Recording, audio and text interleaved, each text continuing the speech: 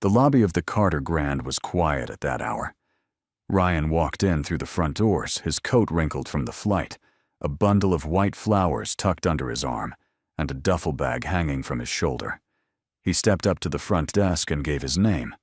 The two receptionists behind the counter looked him over, once his worn jacket, his tired eyes, and told him there was no reservation. No record. Nothing. Then they called security. What they didn't know, what no one in that lobby knew, was that the man they were about to throw out owned every inch of the building they were standing in. Ryan Carter had not slept on the plane.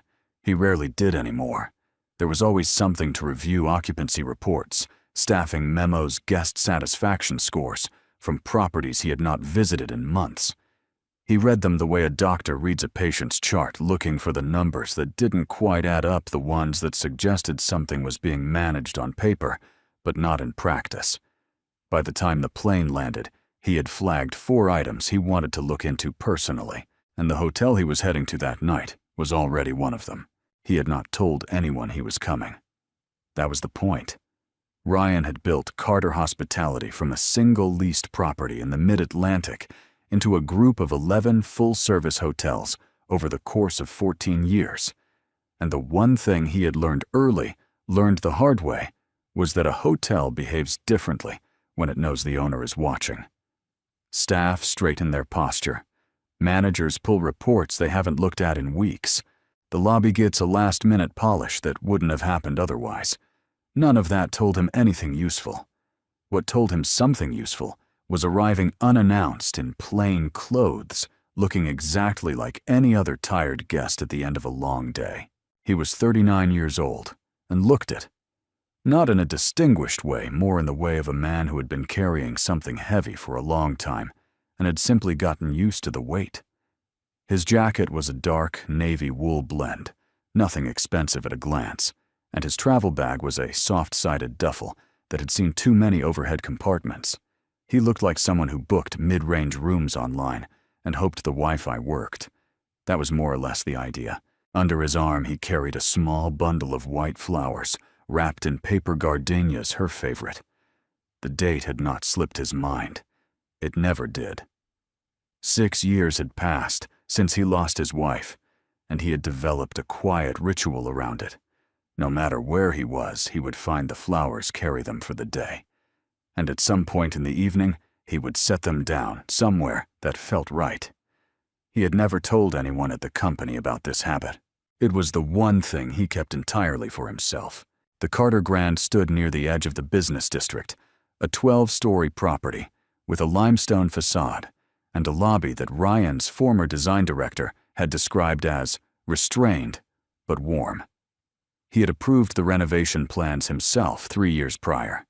He remembered standing in this exact lobby when it was still mid-construction, looking at the raw ceiling above the front desk and thinking that the bones of the place were good. He believed that then. He was less certain now, based on the numbers he had read on the plane. He walked in through the revolving doors just past 10 in the evening. The lobby was not crowded, a Tuesday night shoulder season, but it was not empty either. A few guests sat in the lounge area to the left, one man waiting near the elevator with a roller bag, a couple speaking quietly near the concierge stand. The overhead lighting was warm, the marble floor clean, the floral arrangement at the center of the room freshly done. At a glance, everything looked the way it was supposed to look. Ryan crossed to the front desk. 2 receptionists were stationed there. The one on the left was arranging something beneath the counter. The one on the right looked up when he approached. Her name tag read, Claire. She was in her late 20s, dark hair pulled back, the kind of expression that was technically attentive, but gave nothing away. Ryan set his duffel down at his feet and offered a straightforward smile. "Good evening," he said. "I have a reservation. Last name Carter." Claire typed the name into the system. Her expression did not change, but her eyes moved over him once, just once, quick enough that most people would not have caught it before she looked back at the screen. A few seconds passed. Then she typed again. Then she looked up. "I'm not seeing anything under that name," she said. "It should be there. Ryan said. It was booked through the executive portal standard pre-arrival. Carter, Ryan Carter. Claire typed again more slowly this time, as if the deliberateness of the action was itself a response. The second receptionist, Megan, according to her name tag, had stopped what she was doing and drifted closer, positioning herself just behind Claire's shoulder in a way that felt less like assistance and more like alignment. She glanced at Ryan, then at the flowers under his arm, then back at her colleague's screen. "There's nothing here," Claire said. "No reservation, no pending arrival, nothing under that name." "Can you try the corporate account?" Ryan said. "Carter Hospitality. It may have been filed under the company name rather than individually." Claire's fingers moved over the keyboard again. The lobby's background music, something instrumental strings. Tasteful continued underneath the silence between them. Ryan kept his posture easy. He had learned over years of doing this, that the moment you pushed too hard, you changed the dynamic and lost the data he was trying to collect. He wanted to see what they would do if he simply stayed calm and asked reasonable questions. He wanted to see how far it would go. "There's nothing under that account either," Claire said. Megan stepped fully beside her colleague now. "Sir, our system is quite thorough.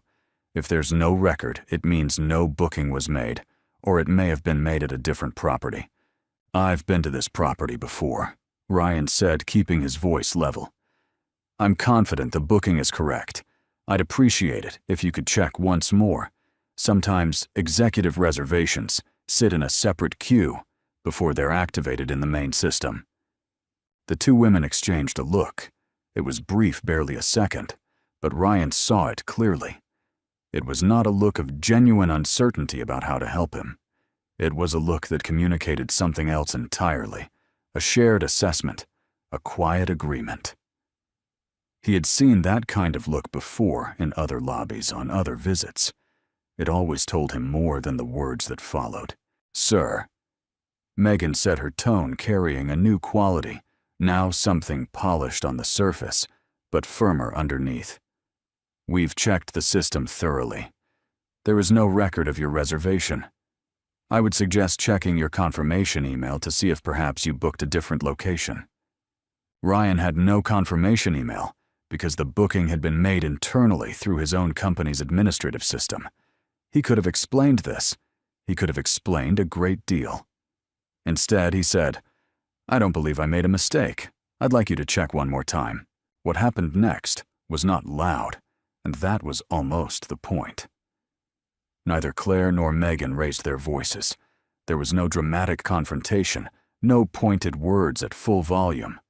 What there was instead was a quality of dismissal that was almost more effective for being quiet. Claire stepped back slightly from the keyboard, as if to signal that the conversation at the computer was over. Megan folded her hands on the counter, and the message, delivered entirely through posture and tone, and the careful withdrawal of any further effort, was clear. They had decided he was not worth more of their time. They had looked at him, his jacket, his bag, the flowers, the absence of anything that marked him as someone who mattered, and they had made a decision. "I'm going to have to ask you to step aside," Megan said. "There are other guests who need assistance." Ryan looked at her for a moment. There was no anger in his expression, at least none that showed. What was there, if you looked carefully, was something quieter and more deliberate. A man in the middle of choosing how to respond to what was being done, and choosing not yet. He picked up his duffel. He stepped aside. He sat down on a bench near the edge of the lobby, close enough to the desk that he could observe clearly. He set the flowers across his knees. The marble was cool, and the lighting above was warm, and the music continued unchanged. A few feet away, a couple was being checked in with brisk efficiency, smiling, nodding, receiving their keycards in a leather folder. The same hands, the same desk, the same system. A different outcome. Ryan watched.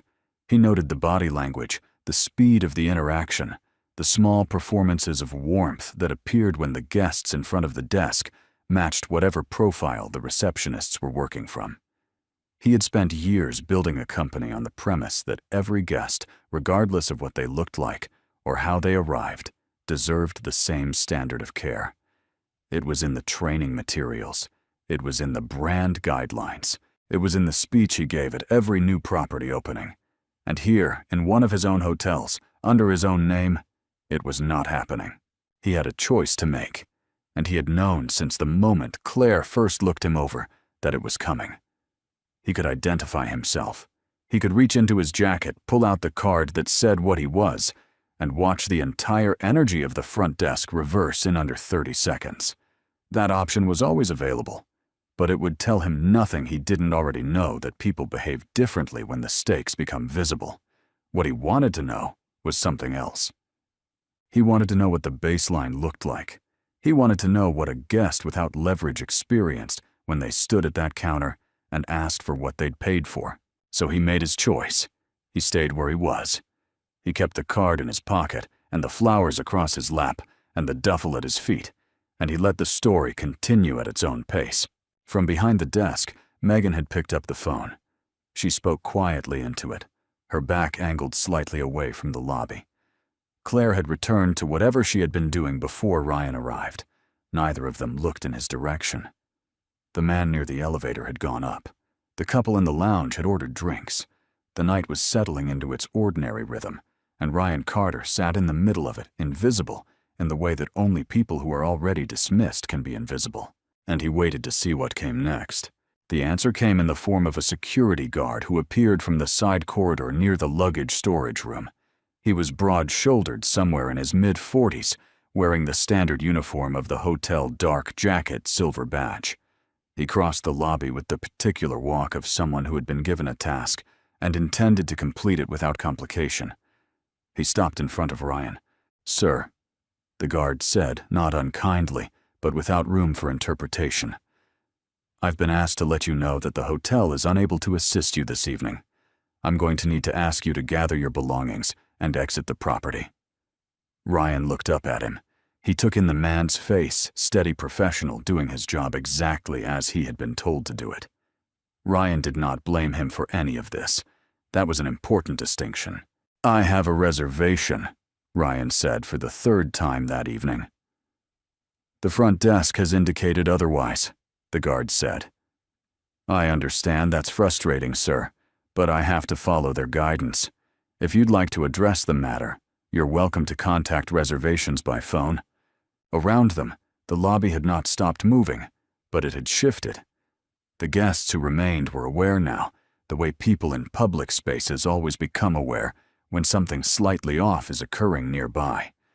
A woman near the concierge stand had looked up. A man in a business suit near the lounge had turned his head. No one said anything. No one moved toward him. The eyes were there. And then they weren't the way people withdraw from what they don't want to be part of. Ryan remained seated for one more moment. Not out of defiance. Out of the specific and deliberate patience of a man who had already decided exactly how this was going to end, just not yet. He picked up his duffel. He reached down and gathered the white gardenias from where they had rested on his lap. He stood up, straightened his jacket, and turned toward the door, walking at an even pace past the front desk, where Claire and Megan stood without looking at him, through the lobby where no one spoke, and out toward the entrance, where from somewhere behind him, a single voice broke the quiet. "Hold on." It was not loud. It did not need to be. There was something in the quality of it, unhurried, direct, the voice of someone who was not performing authority, but simply had it, that carried across the marble floor without effort. Ryan stopped walking. He turned around. A woman in her mid-50s was crossing the lobby from the direction of the housekeeping corridor, still carrying a clipboard. She was not dressed for the front of house. Her uniform was the pale gray of the operations team, her name badge smaller and plainer than the ones worn at reception. She had silver-streaked hair and the kind of face that did not waste expressions. She was looking at the front desk, not at Ryan. "What exactly is the issue here?" she said. Her name badge read, Dolores Hayes. She was the head of housekeeping, and she had no reason to be involved in any of this. But she was standing in the lobby anyway, clipboard in hand, and she was asking the question as if she expected a real answer. Nobody had asked Dolores Hayes to come out to the lobby. That was the first thing Claire noticed, and it landed with a particular kind of discomfort, the discomfort of someone who had done something in a space they believed was unobserved, only to find that it wasn't. Dolores was housekeeping. She had no formal authority over front desk operations, no rank that placed her above either receptionist in the chain of command. What she had instead was 22 years at Carter Hospitality Properties, long enough to have worked alongside every department, at some point long enough to know how the hotel's reservation system was structured from back-of-house coordination on VIP arrivals. She carried a clipboard that seemed permanently attached to her hand, and she had a very specific look on her face that the more experienced members of the hotel staff had learned to take seriously. She crossed the lobby without hurry, her flat shoes quiet on the marble, and stopped at the edge of the front desk. She did not raise her voice. She did not need to. "I asked what the issue is," Dolores said. "Someone want to fill me in?" Megan was the one who answered. She kept her posture straight and her tone professional, the way someone does when they believe they are fully in the right and simply need to explain it clearly to someone who wasn't there. She told Dolores that the guest had presented himself at the desk, that they had searched the system thoroughly under multiple criteria, and that there was no reservation to be found. She said the matter had been escalated appropriately, meaning security had been notified, and that the guest had been asked to follow up through proper channels in the morning. Dolores listened to all of this without interrupting. When Megan finished, Dolores looked at Ryan still standing near the entrance duffel over his shoulder, flowers in hand, and then back at the desk. "What name did you search?" she asked. "Carter," Claire said. "Ryan Carter. We checked the main system and the corporate account. Nothing came up." "Did you check the executive pre-arrival queue?" Dolores said. A very brief silence followed. It was the kind of silence that contains an answer before anyone speaks it aloud. "That's not typically part of our check-in protocol," Megan said. Dolores set her clipboard down on the counter without ceremony and moved around to the back of the desk. Claire shifted slightly to make room, though her expression suggested she was doing it under protest. Dolores sat down at the terminal and began typing, and the lobby settled into the specific kind of quiet that occurs when everyone present understands that something is being determined and no one is entirely sure which direction it will fall. Ryan had not moved from his position near the entrance. He watched Dolores work the economy of her movements, the absence of performance in anything she did. She was not making a point. She was solving a problem. That was a meaningful distinction, and he filed it away. Less than 2 minutes passed before Dolores leaned back from the screen.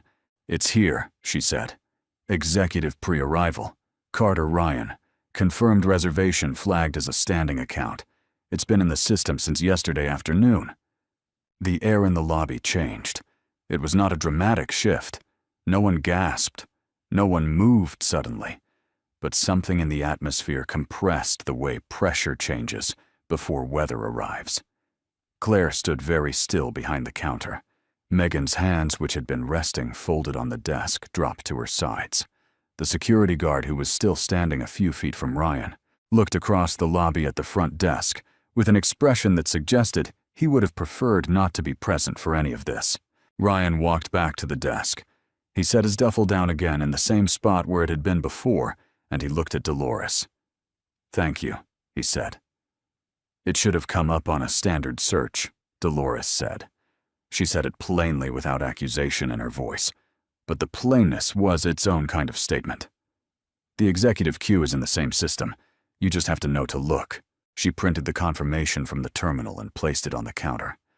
Ryan picked it up and looked at it. His name, his reservation. Exactly as he had said it would be in the exact system it was always going to be in. He set the paper back down. "I'd like to speak with the general manager," he said. The request was quiet and entirely without edge. But in the context of everything that had just occurred, It landed in the room with significant weight. Claire glanced at Megan. Megan looked at the screen. Neither of them said anything immediately, which was itself an answer to a question no one had asked out loud. "Mr. Bennett may not be available at this hour," Claire said finally. "I'd like you to check," Ryan said.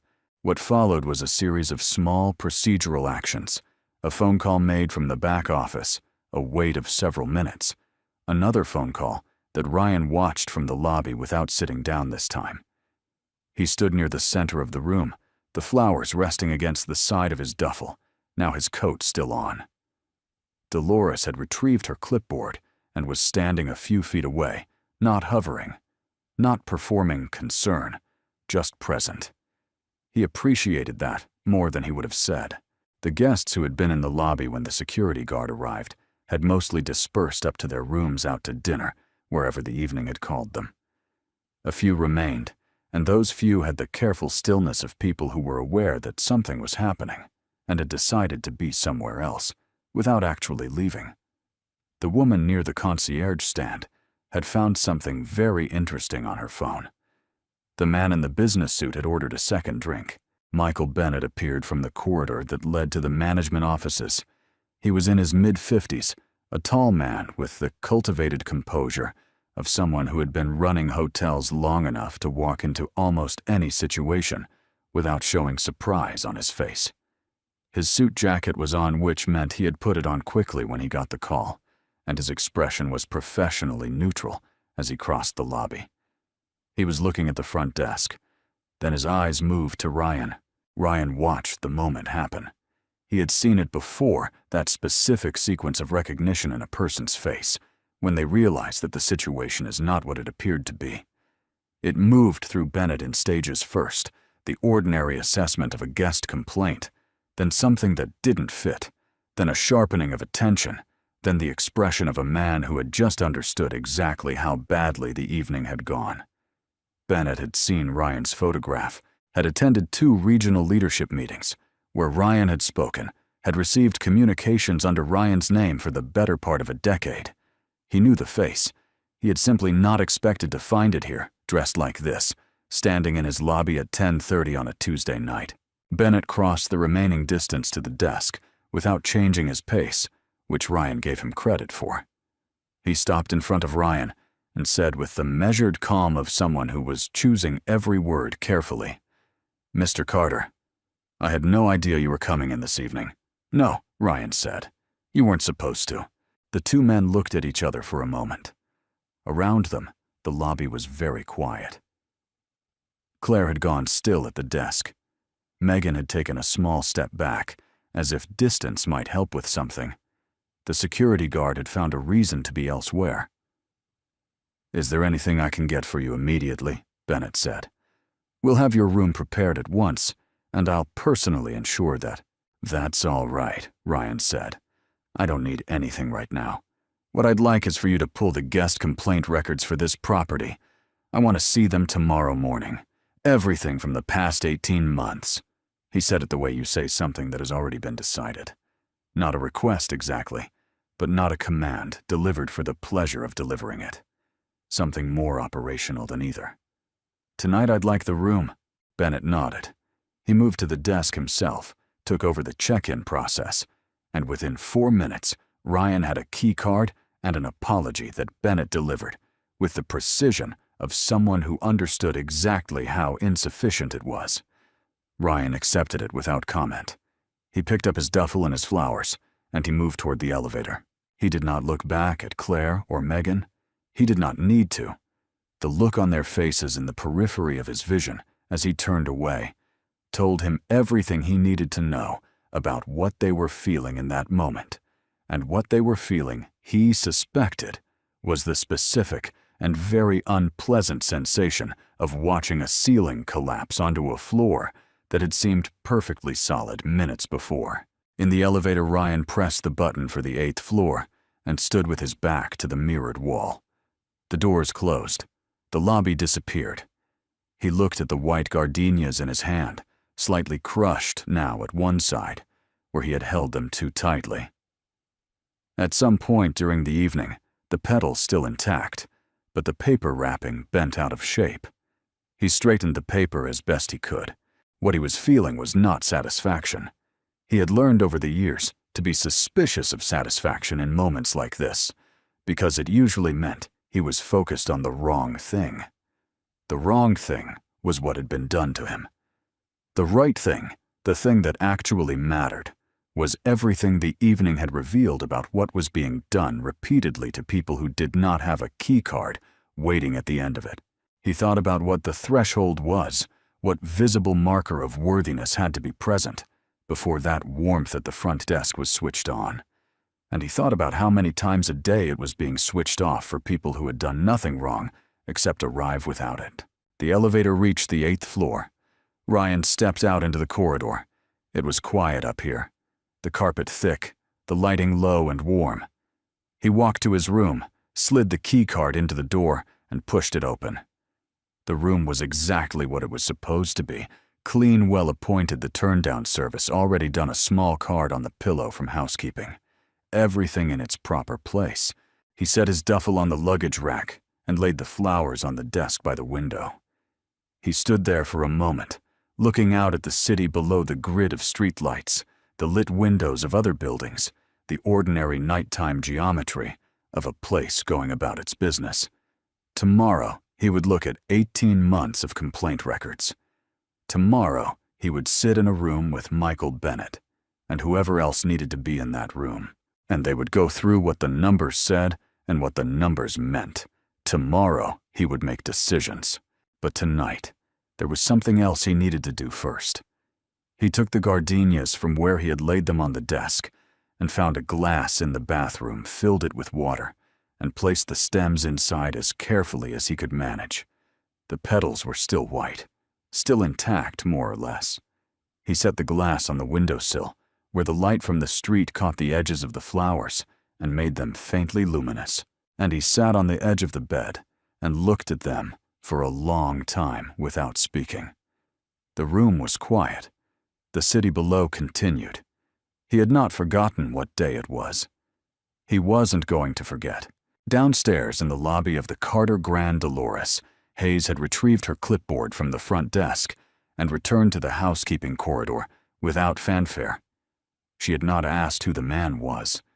She had not asked why it mattered that his reservation was found or what would happen next. She had simply seen something that was not right, asked a reasonable question, found the answer, and made sure the answer reached the right place. That was the entirety of what she understood herself to have done. She would find out the rest of it soon enough. The meeting was scheduled for 9 in the morning. By 8:45, the conference room on the 2nd floor of the Carter Grand was already full. Michael Bennett at the head of the table, the front desk supervisor, the head of HR for the property, and 2 members of the regional operations team who had driven in that morning after Bennett made the calls the night before. The room had the particular atmosphere of a gathering where everyone present understood that something significant was going to be said, and no one was entirely sure how bad it was going to be.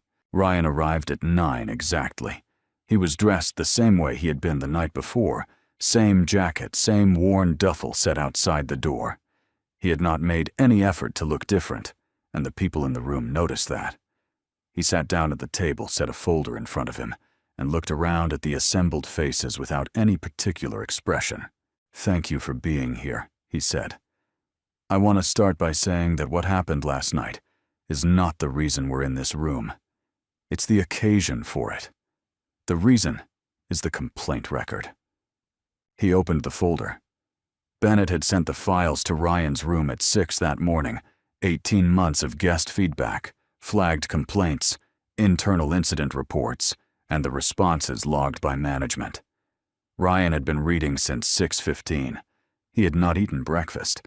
He had made a series of marks in the margins of the printed pages, small and precise, the kind of notations a person makes when they are building an argument they intend to be irrefutable. What the record showed was not a single incident. It was a pattern. Over the course of 18 months, there had been 23 formal complaints related to front desk conduct at the Carter Grand. Of those, 23, 11 had referenced feeling dismissed, unwelcome, or treated differently from other guests. Of those 11, 7 had been resolved with a form letter and a complimentary amenity. 2 had been escalated to the front desk supervisor and closed without further action. 2 had received no documented response at all.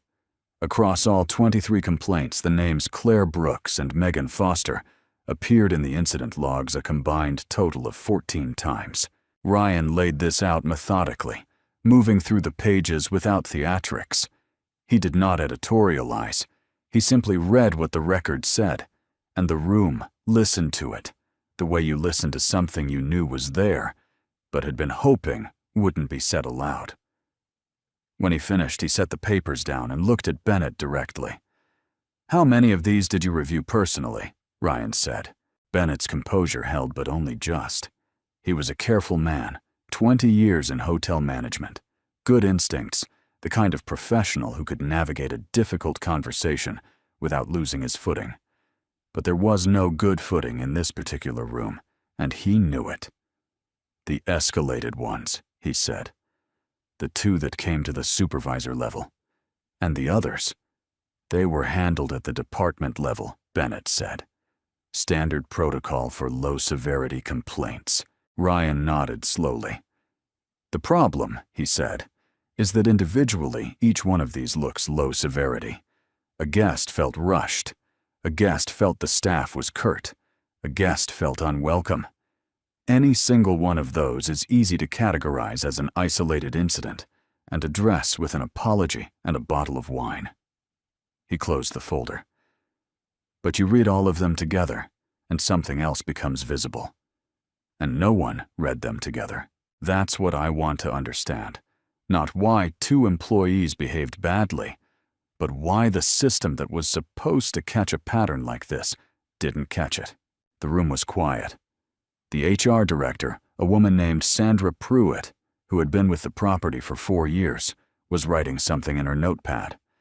The regional operations team members were not writing anything. They were looking at the table. Bennett said, "I take responsibility for that." "I know you do," Ryan said. "I'm not asking you to take responsibility. I'm asking you to help me understand how it happened so we can make sure it doesn't continue happening at this property or any other one." He leaned forward slightly. "Because here's the question that matters most. How many people came through that front desk in the past 18 months and were treated the way I was treated and simply left no complaint filed? No form submitted. Just a person who came to one of our hotels and walked away, believing that they were not welcome there. We don't have a record for those people. We can't pull a file on them. They're just gone." No one in the room answered because the question was not one that had an answer.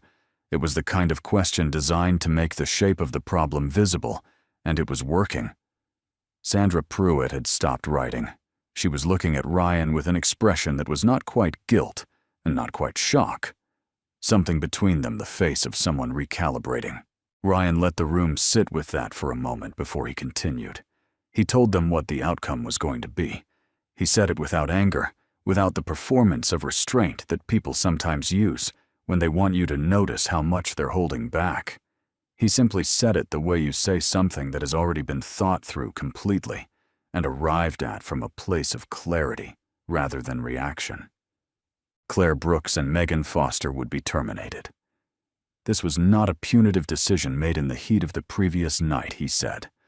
It was a conclusion supported by 14 logged incidents over 18 months, a documented pattern of conduct that had been addressed insufficiently at every level, and the events of the previous evening, which had been witnessed by multiple guests and staff members. The front desk supervisor would be placed on a formal performance review. The complaint review process for the property would be restructured so that no cluster of related incidents could accumulate without triggering a mandatory escalation to the general manager's desk. Bennett received all of this without interruption.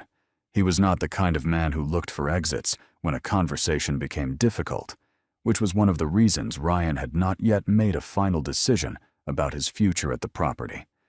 That decision was still being formed. "There's one more thing," Ryan said. He picked up a separate sheet from the folder, a single page, not part of the complaint file. "I want to talk about Dolores Hayes." The name shifted the temperature in the room in a way that was almost physical. Sandra Pruitt looked up. Bennett's expression moved briefly into something that was closer to relief than anything else that had appeared on his face all morning. Dolores Hayes, Ryan said, had done something the night before that most people in that lobby had not done.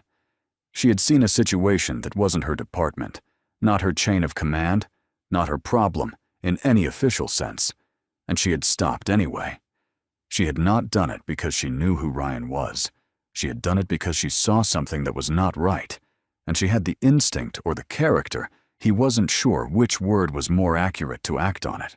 He said that in 23 complaints, her name appeared exactly once in a guest comment from 8 months ago. The comment said that a member of the housekeeping staff had gone out of her way to help a guest locate a lost item staying 30 minutes past her shift to resolve it. The guest had not known her name at the time. They had described her as the woman with the silver hair and the clipboard, and they had said she was the best thing about their stay. Ryan set the page down. "I'd like to offer Dolores a new role," he said. Director of Guest Experience Training reporting to Regional Operations, with scope across all 11 properties. Her job would be to build the training program that prevents the next 18 months from looking like the last 18 months. Sandra Pruitt said. "Does she know about this?" "Not yet," Ryan said. "I wanted to put it in front of this group first, and then I'd like to speak with her myself." The meeting wrapped up within the hour. The operational decisions were documented. The HR procedures were initiated, and Bennett walked out of the conference room, looking like a man who had survived something and was not entirely sure yet what it had cost him.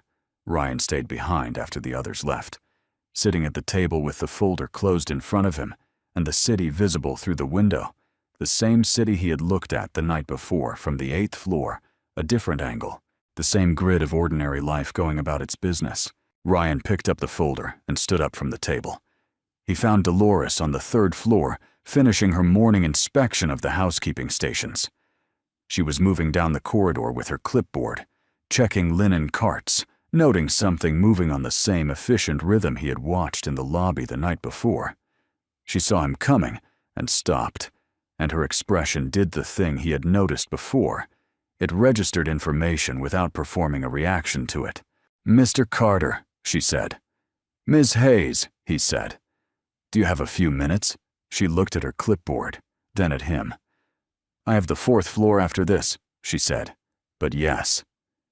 They stood in the corridor, which was not how Ryan had imagined the conversation, but it was where they were, and it suited the straightforwardness of what he wanted to say. He told her what he had in mind, what the role would involve, what it would mean for the organization. He said it clearly and without decoration.